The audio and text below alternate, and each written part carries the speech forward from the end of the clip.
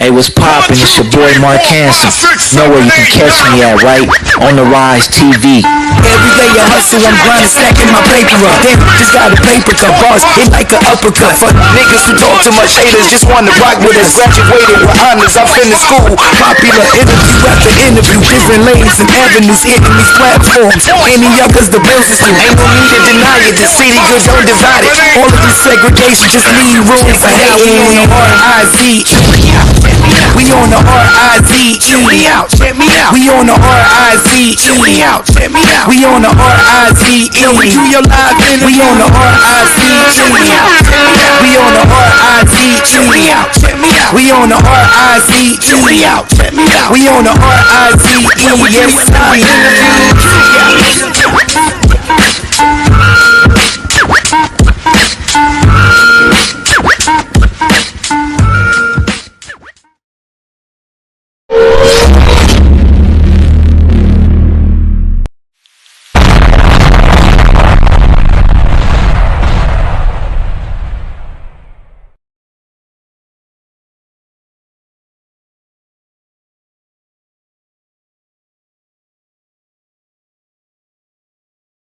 Yeah, what up, man? We back here locking it in on the Rize, man.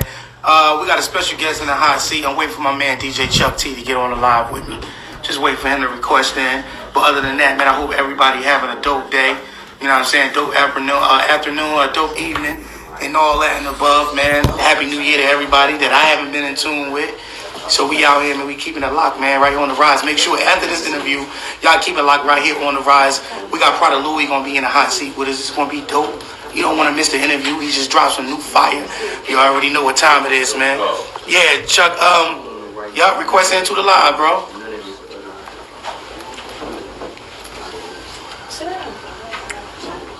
Try to get him up here.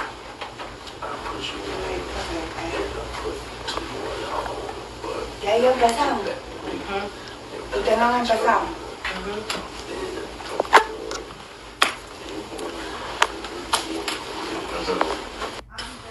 I think we got him up here now.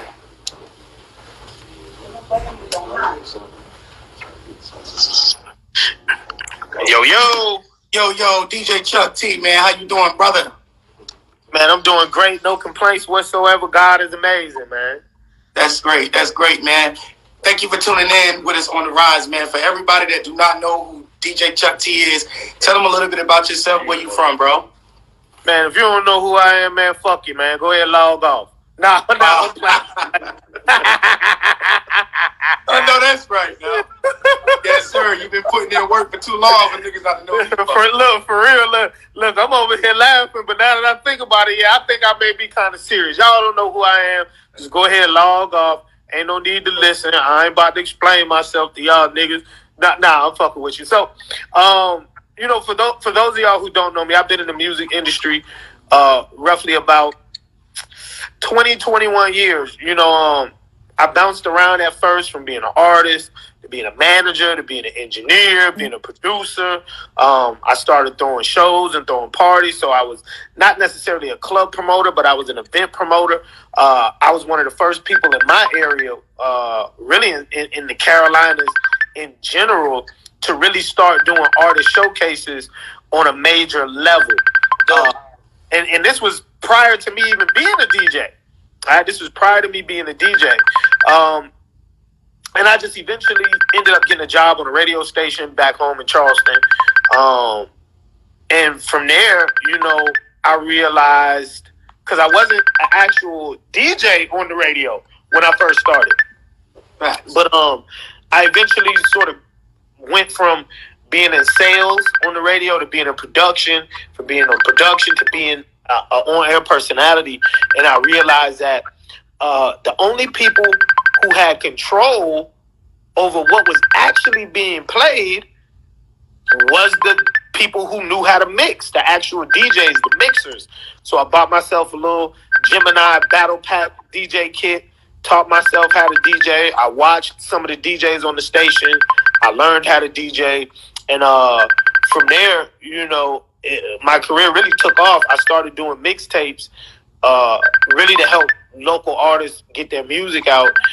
And man, when I tell you, you know, my first few mixtapes flew off the shelves back home. They literally flew off the shelves. And I was one of the first DJs in the nation to really take advantage of the internet. We did physical CDs by far. I sold well over 1 million physical mixtapes. But I realized being in the Carolinas, I wasn't in a major market, so I wasn't going to get the recognition and the exposure naturally that DJs got from Atlanta, from New York, from Miami, from California. I was going to have to work a little harder. And the only way at that point I could do it and it be economical was to use the internet. So I started using the internet to get my mixtapes out. And here we are, probably about 17 years later. I have well over 45 awards for DJing. I've DJed all over the country, broken artists from all over the country. And now that I'm sort of up there in age, I just hit 40. So now that I'm a little older, I'm taking that knowledge and I'm trying to pour it back into the music community and help artists sort of be about their business and be on their business. I still break records. I still DJ. But my main focus now is helping artists actually own their masters, own their publishing, treat their careers like they're real careers and not just a side hustle, and show people how to get money and how to protect their rights. Absolutely. Man, doing all of these things and juggling and balancing everything out, man, what can you say, was one of the hardest things, while you was doing all of this for 22 years and, going from a producer to a DJ and not even tapping in with the DJ yet? What was it like, bro? How did you balance everything out? I'm going to just be completely honest with you. It was a blend of me just sort of being pretty good with time management. So my dad was in the military. He did 28 in the Navy.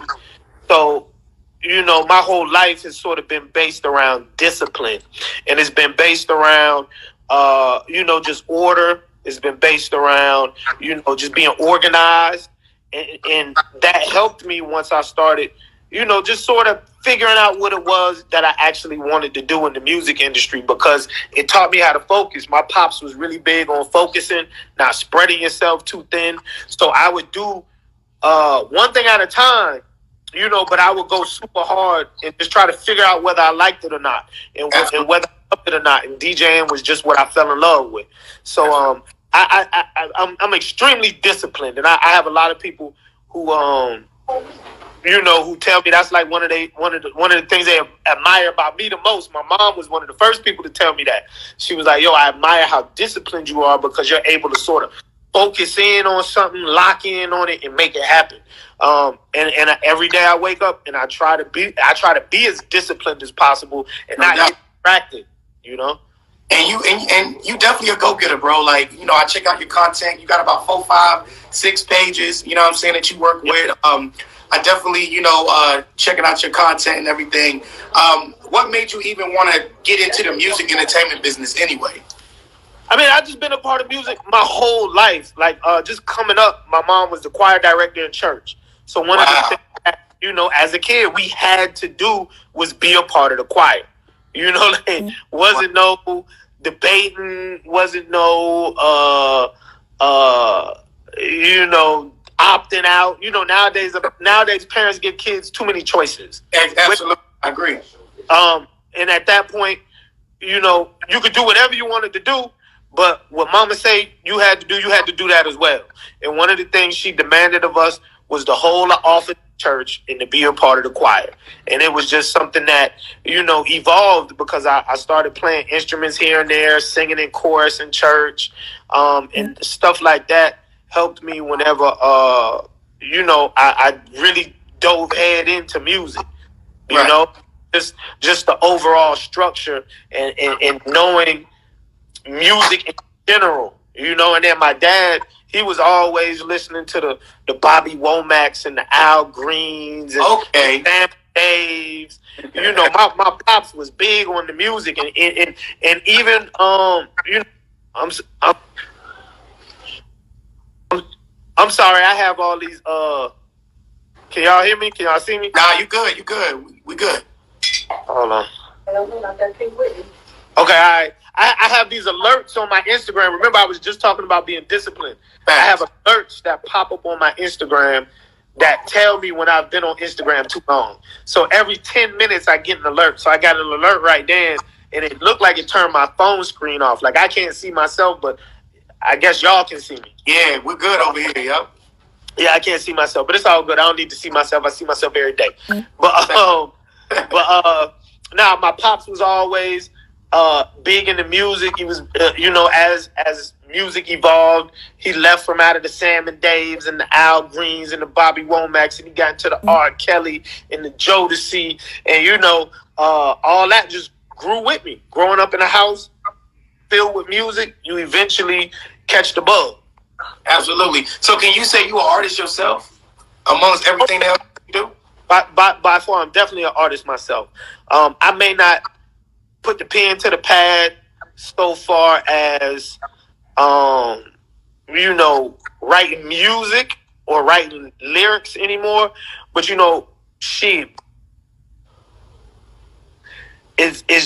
it requires just as much skill, just as much music knowledge. It requires just as much focus, and even helping artists come up with their campaigns. Helping the artist grow from being a very, very small local artist to being a regional or national success. You have to paint a huge picture whenever you get out here and you start putting together these marketing plans, because you have to be creative. So I maybe the word may not be artist, but I'm definitely still a creator. And then not just that, but I have a music business class that I teach now that I created from scratch, like literally from nothing. And it started off as a 1-day course. The course was only like 4 hours. And now the course is 2 days and it's 18 hours. So, just adding content, knowing how to use Microsoft Excel and PowerPoint, and just coming up with a full-fledged curriculum. No doubt. Definitely has been a challenge, but I definitely consider myself an artist and a creator. Right. So when you're teaching these artists, man, like these upcoming indie artists, it's like artist development, basically. To a certain extent, but for the most part, I try to look at it as business development. Artist development is more so tapping into an artist's head, and trying to bring out the creativity. Also tapping into an artist's heart and trying to figure out the best way an artist can convey their feelings. And then, sort of sharpening their skills as far as, just recording, finding the best way they can record, finding the best way or not really the best way, but finding out a way that works for them when it comes to performing and things of that nature. So that's mainly artist development. Mine is kind of different because I focus on actually getting themselves to not look at themselves as artists, but getting them to look at themselves as a business. Overall, like taking them out of the creative space and adding structure to it so that they can learn how to protect their rights as an artist and they can monetize their art. And so that, they can really turn it into being something other than just like a side hustle or, a hobby. So I'm more so on a business development. And I feel that, and you also got you have your own show on live that you do, and you help artists that tap in with you. You help them on the live. What would you say some of the main important things as an artist, as you said with business development, some of the things to look out for, and some of the things to try to avoid when it comes to business development? I always tell artists, don't jump. The one thing they definitely need to avoid is jumping the gun too early. All right, jumping the gun too early with anything. Releasing a single whenever you don't have the time or the resources to put it out. Put it out properly. And putting out properly, I mean having a great marketing plan behind it, having it mixed and mastered, having a clean version, being able to do some type of promo campaign for it on the ground and on the internet. I also tell them don't hop out there too early to sign record deals, because when you don't have the leverage, as far as the numbers to sign a good record deal, you're gonna sign a bad record deal. A record deal is a loan, period, point blank, no matter how you look at it. And I feel like a lot of artists hop out there too early and drop music, and they hop out there too early and sign record deals. And those things I always tell artists, try to shy away from.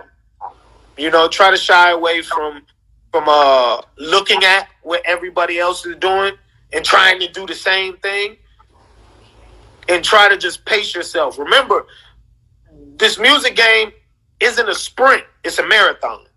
But a marathon is still a race. So don't take your time. Right. Don't take your time. Execute. But those are the things that I always see artists sort of do way too soon, some of the pitfalls. Absolutely. And what can you say that from DJ Chuck T that made you so successful? Man, I'm gonna be honest with you. One of the things, if we just start in chronological order, that made me successful would be having a great support system. So my family has always supported me. Even my oldest son's mom, my first baby mama. I always had people who believed in me. I always had people who trusted that no matter what I was going to do, I was going to do it wholeheartedly. And I wasn't going to put myself at risk or my family at risk. I always had people who sort of were pushing me to be the best that I could be. Mom, dad, sisters, brothers, homies from the hood, my friends. I mean, even teachers. You hear a lot of times teachers or people would say, oh, the teacher told me I'd never be shit. I wasn't going to graduate. All my teachers always believed in me. They always pushed me. If they saw me falling off, they always told me that I could do better and that they saw more in me. And then whenever I had my oldest son, he's 19 now, but whenever I had my oldest son, my son's mother was always sort of supportive of me being in the studio, working 2-3 jobs, because naturally, in order to fund the dream, I had to have a regular job. You better know it. Absolutely. People nowadays they don't believe in having regular jobs to fund the dream. They think it's just about to fall out the sky. You know what I'm saying? Like, niggas think they too good for regular jobs. Like, I always had a job. I haven't had a regular job in 17 years, but until my side hustle started paying the bills, I had a regular job. So, she used to be extremely lenient with me. Now, one thing I would definitely say is I didn't abuse any of those privileges that people gave me who believed in me. I always delivered on every last single promise.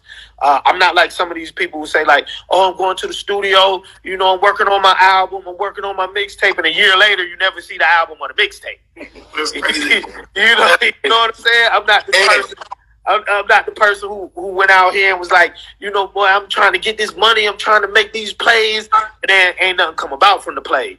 I was the person who said, look, I'm about to give me a week and I'm about to make this happen. And in a week, I had done made it happen. And whatever I said I owed somebody, I paid them. Whatever somebody did for me as a favor, I always repaid them for the favor. So I would definitely say having a good support system from your parents to just your friends, your overall hood, it always plays a huge part. It puts the pressure on you. Absolutely. It puts pressure on you to succeed and to overperform. And that's why I've always succeeded and I've always excelled, because I just knew it was more than just me, believing in me. I have other people believing in me. So, just from day one, I feel like that's something that a lot of people need. I know a lot of people may not have it, but it always plays a huge role. And then just me being persistent. I've always been persistent. I've always been focused. I always try to, never really feed my distractions. I always try to shy away from all my distractions. That's dope, Chuck, man. And what a great answer that you, responded back from the question. what do we say about artists that do not want to invest in themselves, bro? That they think that it's just going to fall in their lap, like you were saying earlier. What is some good advice to tell those artists out there that have not invested in themselves? And should they invest in themselves? Talk to the people. Man, retire. Retire. Go ahead and hang it up. You know what I'm saying? Get you a regular job. You're not a boss. You're not an entrepreneur. If you're not ready to put that bag up for yourself, you know, you're going to be I don't want to be too harsh, but you're going to be a little nigga your whole life. Wow. That's all there is to it. You're gonna be somebody's son your whole life. You know, if you're not willing to put that bag up for yourself, you know, you always gonna be taking orders from people. So just go ahead and get a job at McDonald's. You know what I'm saying? Get a job at I'm dead ass serious. You're not built for it. You're not cut out for it. Go ahead, stop taking up space, stop wasting your time, stop wasting other people's time. Go ahead and clock in, bro. You know what I'm saying? Clock in. Give up. Absolutely. You know, be a spectator. You know? Be a spectator. And you're located in Charlotte? Yeah, I'm from Charleston, South Carolina, but I live in Charlotte, yeah. Okay. I've been about 15 years now. What have the journey been like with you in Charlotte, like dealing with the artists? Some dope artists out there in Charlotte, I know for myself, but what has it been like for you being a DJ and dealing with these artists' music and all, you know, and how can they tap in with you and stay consistent with you? So Charlotte has treated me well because I've treated Charlotte well. You know, a lot of times when somebody comes in from out of town, they try to have this takeover mentality. Like, yeah, I'm coming to take over. I'm going to run the city. You know what I'm saying? I can't wait to, you know, plant my flag in this motherfucker. It's going to be, you know, another version of my hometown, whether they be from New York or Atlanta. You know, they always try to make it another version of their hometown. But when I came to Charlotte, I came here to grow with the city. You know, I came here to mesh with the city. I came here to be a part of the city. You know, I could have went a whole lot of other places because at that point in time when I moved, you know, I just had so much going on for myself. Like I was on covers of magazines. I was winning awards left and right. I was moving anywhere from 8,000 to 10,000 mixtapes a month. I was working pretty much all of the major labels that you could think of. I was getting flown all over the country to speak at music conferences and be a part of different events. So, you know, people tried to tell me, oh, go to Miami, go to New York, go to Atlanta. Like, that's where you need to be. But I didn't want to go from being a big fish in a small pond to being a small fish in a big pond. And being that I had already sort of been to these areas and I saw how they treated outsiders like we was literally just, you know, cash cows. They took care of their own people, but out-of-towners, they were, oh, yeah, we gonna fuck with you, bro. And then they just take your money and they overpromise and underdeliver. So I wanted to go to a place that was still close to home, that still felt like home, and where I wouldn't be looked at as an outsider. And Charlotte was that place. You know, they had a NBA team, NFL team. You know, they were like the number 2 banking center in America at the time. I mean, real estate was cheap at the time. And I just saw so many artists from the Charlotte area who were getting signed and who were making noise. And I said, yo, I'm gonna fuck with Charlotte. And it's been an amazing experience. It's been a great ride. The artists have been amazing. They've treated me well. Just the music scene in general embraced me. And that's why I always try to give back so much. And I feel like everybody need to come to Charlotte. If you are in the Carolinas, this is the place for you. This is home. Charlotte is home. You know, niggas always want to go to Atlanta and go to New York and be in Cali and all that other shit. And that's cool. Please go there. You never want to just be in one place. But you need to tackle Charlotte first. Charlotte is the hub. Charlotte is where people are looking for, Charlotte is what's on the map and where people in the music industry and just the entertainment industry in general come to look for talent.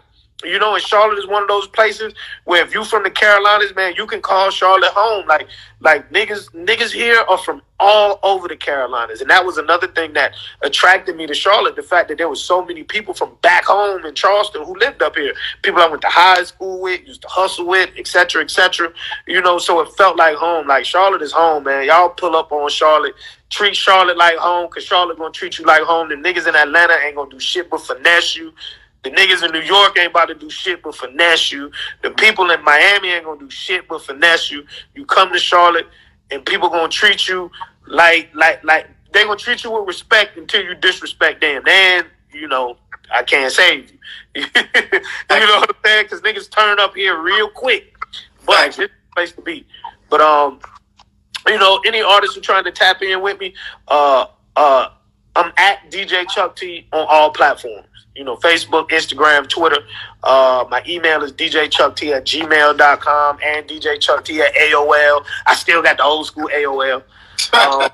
You know, and DMing me is the worst way. I'm gonna say this right now. DMing me is the worst way to get in contact with me, because I get so much spam. I get so much of them fake accounts. If you're trying to send music, like, I don't click links because we all see them Cash App scams and everybody's account getting hacked. So DMing me is literally the worst way to get in contact with me because I have so much bullshit that touches my DM. So always email or shit. I mean, let's just be honest. If you really want, when people be like, Chuck, you the hardest nigga to get in contact with, you can actually go to my Instagram page, hit contact, and my phone number pops up. You hit call, and it'll call me. It comes straight to my phone. Facts. You know what I'm saying? Niggas don't be looking hard enough. You know, they don't be wanting to get in contact with me. I'm bad enough. It's either that or niggas just don't know how to tap in with you. You know what I'm saying? They don't know how they don't know how you going to take them. You know what I'm saying? Like, but we got to do better. You feel what I'm saying? Because networking, bro. You know what I mean? Take a chance on networking. It's going to work. For real. You know, and then you also have to remember, you know, somebody like me deals with a lot of different people, a lot of different markets, a lot of different industries, and then have a personal life as well. Sometimes you're going to have to hit me up more than once. You know what I'm saying? Like, it just be that way. You know, I'm not trying to toot my own horn or anything, but, like, I'm not a regular nigga. It's you're not just going to be able to reach out to me one time and just, boom, get the results you want. Like, you got to respect the fact, like, shit, if you feel like you need to tap in with me, there's 1,000 other people who feel like they need to tap in with me too. And I mean, I'm not trying to be Hollywood. I just can't get to everybody at one time or one man, you know? Facts. So, just by a few that you can remember, like, name some major artists that you work with. Any artists, man, from Charlotte. Could be anybody that you work with. Artists who I work with from, like, the infancy of their career to where they are now as far as being big artists. Plies, rest in peace, Young Dolph. Definitely worked with Dolph from the infancy of his career. Definitely worked with Bankroll Fresh. Rest in peace from the infancy of his career. I did one of Mano's first mixtapes. It's called The Hand of God. And even though he really didn't get to, like, this major superstar status, Mano has a great reputation in the hood, great reputation in the streets. He's an amazing artist. Naturally, the Baby, worked with him from the infancy of his career. I mean, the list goes on and on. You know, most people know me from leaking Lil Wayne's album, The Carter, 3 years ago. You know, a lot of that content that I used to get came from me working closely with him and his camp. You know, even though I wouldn't say I broke him by any means. You know, I was one of those people whenever he was doing the whole Squad Up movement. When he first had left Cash Money, I was one of the DJs who was right there, you know, trying to make plays with him, you know. Trey the Truth, even though he's not big in rap right now, he's more big on the activism side. Trey the Truth, Lil Kiki, like a lot of the artists from Texas, I worked with all of them. Even BG, you know, Free BG who used to be with Cash Money. You know, I worked with him when he first left Cash Money, you know. And he was one of the first major artists to, like, fly me out to New Orleans, put me in a video. I had people from my own hometown who was like, oh, I forgot to call you. I shot a video, my bad. But, like, he made sure they flew me out. I was on the corner of Valence and Magnolia, you know, in the third ward with them, you know. So, you know, I mean, the list goes on and on. There's a lot of artists, you know what I'm saying? But those are the ones that I definitely feel like I need to mention because they show love. Yeah. Now let's talk about indie artists from Charlotte. I know I know Kay Breezy was one of the ones that was tapping in. You know what I mean? Kay Breezy too from Charlotte, man. You know what I mean? I know she was tapping in. What do you think about the indie artists that's in Charlotte, bro? Like, is it divided? Everybody be working with each other? I mean, try to explain that to me. So as far as the indie artists in Charlotte, I feel like naturally because of the streets, people pretty much keep to their side of town. All the artists on the east side work with artists on the east side. All the artists on the south side work with artists on the south side, and so on and so forth.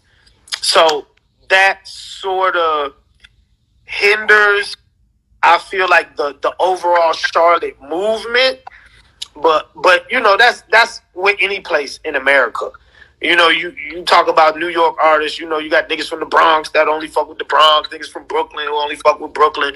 And, you know, a few artists may collab here and there, but for the most part, niggas sort of keep it to their particular side of town.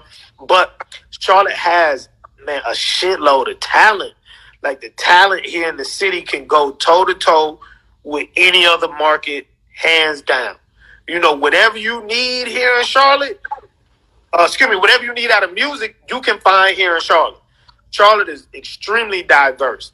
You got the hood niggas, you got the trap rap, you got the scammer rap, you got the conscious rap, you know, you got the backpack rap, you got battle rap, you got great R&B. You know, niggas ain't fucking with Charlotte on the R&B tip. I mean, even if we just talk about Fantasia, Anthony Hamilton, Sunshine Anderson, you know, niggas ain't fucking with us R&B wise. Even with production, we got the game sold up. I mean, you got Sean DeFirst, you got Jay Stacks, I mean, you got K Figs.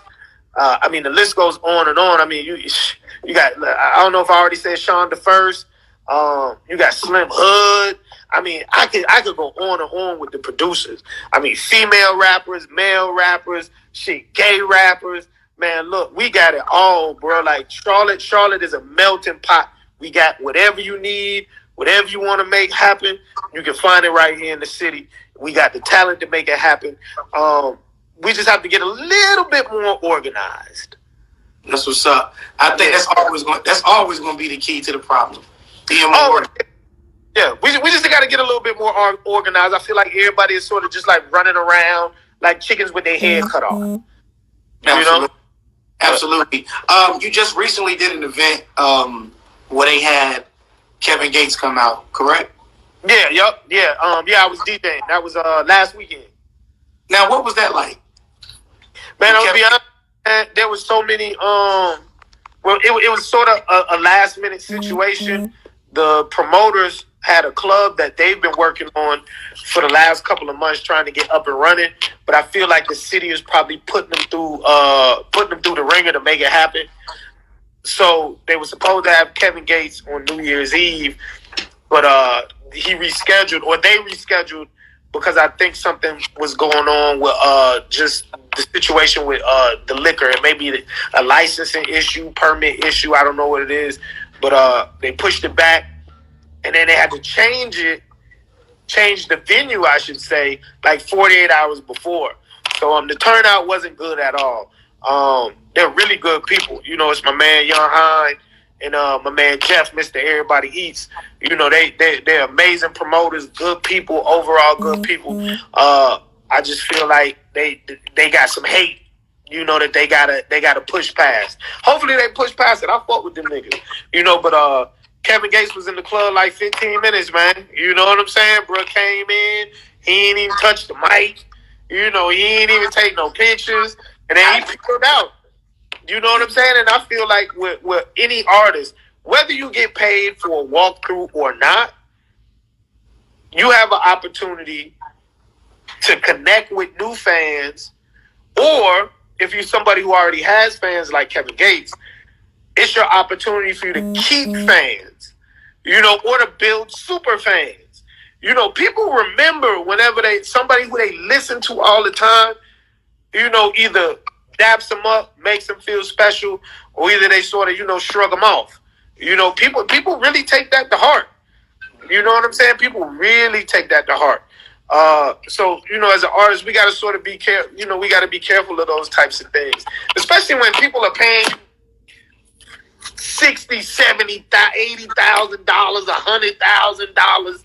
You know what I'm saying? Like, come on, man. There are people who work 7 days a week for 8 hours a day who don't make $50,000 in 1 year, much less $100,000 in 1 year. You get to make that in less than 45 minutes, man. Touch the people, make them feel special. You know what I'm saying? And not to cut you off, for everybody that's tuned in with us that don't know what a walkthrough is, hey, Chuck, break it down what a walkthrough is. So when you're an artist and you get booked, you can get booked either to do a full performance or to do an appearance. All right, so we call appearances walkthroughs, where you basically come in the club. You're supposed to, or I feel like you're supposed to get on the mic, introduce yourself, host the party for a little while, turn up, take pictures, let people know, you really care about them and they more than just a number or a stream or a ticket to come see you. And then, you be about your business. You don't have to perform, and it's cool if you don't because you're not getting paid to perform, but at least connect with the people, Facts, because you got people out there that's been supporting you for a while, and they're gonna look for that. You know what I'm saying? And it brings me to my next question. Like, let's say this was I don't know if it was a showcase or a concert. I don't know if artists put their money in to perform to open up, but let's just say it was like that. Now, what kind of advice did you get? Like, would you give to the artists that they be investing in themselves, putting money into these showcases, concerts, and they be opening up for these major artists, and these artists don't even show up, or they may 4:00 in the morning and they not even seeing the indie artists perform. And what kind of advice could you give to the indie artists, because most of them jet after they perform? Yeah, so I'll tell the indie artists this: you have to realize that you're there for the fans, all right? You're not there to please or to impress whatever artist may be the headline. Whether it be Boosie, Kevin Gates, Moneybagg Yo, Pooh Shiesty, Fabulous, whatever. Don't focus on them. That's some dick riding shit. Them niggas barely have their own record label to sign you to. So why you want them niggas to see you perform? There's a club with sometimes 1,000, 2,000 people in it. There's a car show. If you had a car show, there's a racetrack or a field with 10,000, 11,000 people in it. Those are the people you're supposed to reach. Fuck performing in front of that artist. 9 times out of 10, them niggas are on bad deals. So all they can offer you is another fucking bad deal they goddamn self. You know what I'm saying? You supposed to connect with the fans. I tell artists, no matter how big or small the show is you do, go in there and own it. Own it. You're supposed to have your people out there before the show, putting flyers everywhere. You're supposed to have people in the parking lot putting flyers everywhere, all over the cars, giving them to the people as they come in. When the show is over, they're supposed to be getting flyers when they come out. They're supposed to be putting posters all up and down the street on every fucking phone pole. If you got CDs, they supposed to be getting CDs. If you need posters, you need banners. You need the big backdrops. You need all that shit. You need to go in there and own it, because let's just be honest. It doesn't matter how good you do on stage. If I paid to see Boosie, if I paid to see Kevin Gates, if I paid to see Gunna or Young Thug, I'm not really gonna remember you once that person comes on stage. So you gotta give them something to remember you. You need your whole team walking in there with the shirts on that say your name or say your brand or represent the label. Niggas don't need to be worried about no Balenciagas. They don't need to be worried about no goddamn J's. They don't need to be worried about no goddamn bubble. They don't need to be worried about no Off-White. They don't need to be worried about none of that, bro. Everybody need to be suited up. Y'all need to be a team. If they 10 of y'all, 15 of y'all, or 5 of y'all, everybody need to be representing the team. Everybody who come in that club with you needs to be a walking billboard, because I seen these artists pay for 20, 30 niggas to come in the club with them so that they can open up for an artist, and like niggas is just standing around. They're not even hyping you up on stage. You know what I'm saying? They on stage behind you laughing and joking and drinking and all that other shit. You know, like, no, the whole team need to be together. Y'all need to look like an army, look like a force, own that whole show. Do not look like an opening act. You know what I'm saying? You need to have people in the crowd with the big cardboard cutouts with your name and your logo on and shit. Man, take that shit over. Don't go in there to impress them niggas and try to get them to sign you. Like, them niggas is not signing you off of no fucking opening act, bro. You're just getting the bread. Niggas are not I have never seen a nigga who got signed that way. Yeah. So, yeah, great answer, bro. Because and you're absolutely right. You know what I'm saying? And I feel that, bro. And that's what I'm saying. Like, these artists, bro, like they invest, and I don't got a problem with artists, investing their money. Want to go to the next to sign, or want to go to coast or whatever. It doesn't matter. But if you're going to do it, like you said, go for yourself. Do it for you. You know what I'm saying? You want to be able to embrace your own career. You feel what I'm saying? Yeah, this is my shit. I tell artists that all the time. You need to be at showcases. Need to. Send your ass at home ain't getting you nowhere.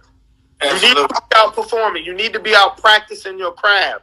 You need to be out meeting other artists. You never know who's going to be that next nigga to blow. It may not be you. It may be somebody else. But if you plugged in, now you plugged in. That's right. Exactly. You one step away from getting whatever your dream or your goal is. Your network determines your net worth. So go to these showcases, but when you go on these tours, all that. But when you go on the fucking showcase, I just did DJ Todd Pack's what's the name of Who Really Working tour. I'm sorry. I was a special guest at the Charlotte stop. And there was one artist who had his banners everywhere. I think his name was Black Crown. But I remember him because he had two big-ass posters on either side of the stage. And when I walked in, he gave me a flyer himself. You know what I'm saying? Gave me a flyer. He had two big-ass posters. I really don't remember, but maybe two other artists there. They had like maybe 20 artists performed. But the Black Crown nigga was the one who made the impact because he had his two banners on either side of the stage. You know, and when he walked in, boom, he gave me a flyer. I put it in my pocket. I didn't really remember him, past when I left. But when I got home and I got out my pockets, boom, got the Black Crown flyer right here in my hand. So why I'm able to say his name right now. He came prepared. I think I knew him. I think I knew him prior to it. I just deal with so many artists. No disrespect, Black Crown, if you watch this. But the reason why I know him now is because he went to the Who's Really Working tour, and he fucking made an impact. That's facts.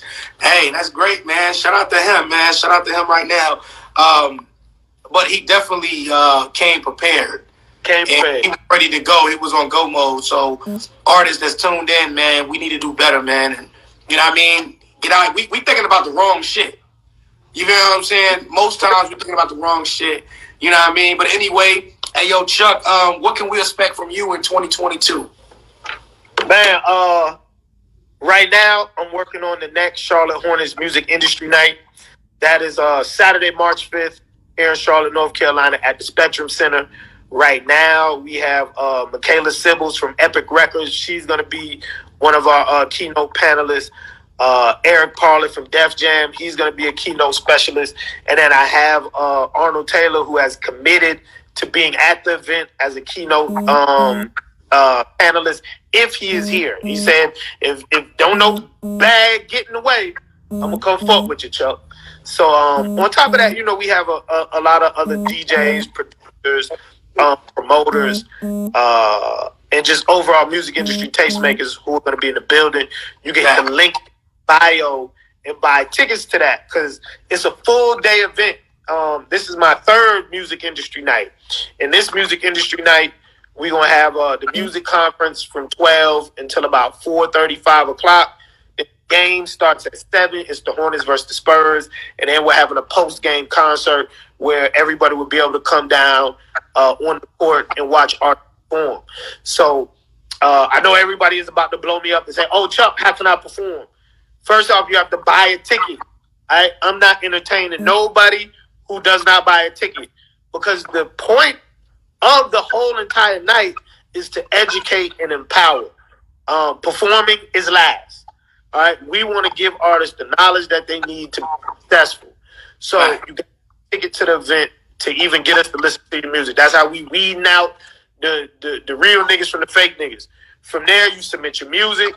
The Hornet staff is going to review it and make sure that it's not overtly sexual, doesn't have crazy, violent references in the music. It doesn't have to be squeaky clean, but it does need to be Clean. presented for an NBA. All right, presented for an NBA event. And then once they screen it, they're going to send it to me. I'm going to listen to it. I have the final say-so over who gets to perform or not. And then I'll send out performance packages to those artists that I feel like have great music. You know what I'm saying? The performance packages will probably range anywhere from, I'd say, maybe $750 to $1,000. It just depends on where you want to perform and how long you want to perform. But all of the performance packages, they come with VIP suite tickets and all that. You know, them suite tickets, we got them $400-500 just by themselves. You know, but it's gonna be an amazing event. It's gonna be lit. Also partnering with US Bank to help artists and just creatives. Let me not just say artists, but creatives and black businesses in general start their businesses up the right way, get business bank accounts, and get funding for their businesses. Now, is this for all genre of music? R&B artists? It's all genre. Yep, Hornets Music Industry Night is for all genres of music. Hip-hop always is dominant, you know, when it comes especially to NBA stuff. But all genres of music are welcome to attend. I urge everybody to attend. So many people at the last one just was throwing money at me to perform. And I'm like, bruh, that's cool. You need to be there regardless of whether or not you get to perform or not. You know, because these are the music industry reps that you want to be in contact with. Thank you know what I'm saying? I just feel like, artists put too much of an emphasis on performing and crossing their fingers that they're going to get a record deal versus actually trying to build themselves up to learn the knowledge that it takes to be successful overall. Because you have artists like Currency, Big Crit, the list goes on and on, who don't have Drake type of success, but they over here selling out tours. They sell tons of merch. They make easily, $600,000-$700,000 a year. That's good money. Facts. You know what I'm saying? You don't got to be Drake. Not everybody gonna be Drake. They not gonna be Drake. Not everybody gonna be Drake. No. You may have to be satisfied being Young Dolph. You know what I'm saying? Or he's still a millionaire. He's not Drake, but he's still a millionaire. You may have to be fine being Currency or being Big Crit. They're millionaires or they close to it. They're not Drake, but man, all that shit is good money, bro. Like, I don't give a fuck. I make $500,000 a year, $750,000 a year, bro. I'm satisfied. And not to cut you off, Chuck, but you know what, man? You should do a documentary, bro. I can see you in a movie. No, definitely. I've had people come at me about, doing documentaries and things of that nature. Just, not even talking about, per se, my life all the way, but talking about just the industry in general and some of the pitfalls in the industry and really just trying to educate people.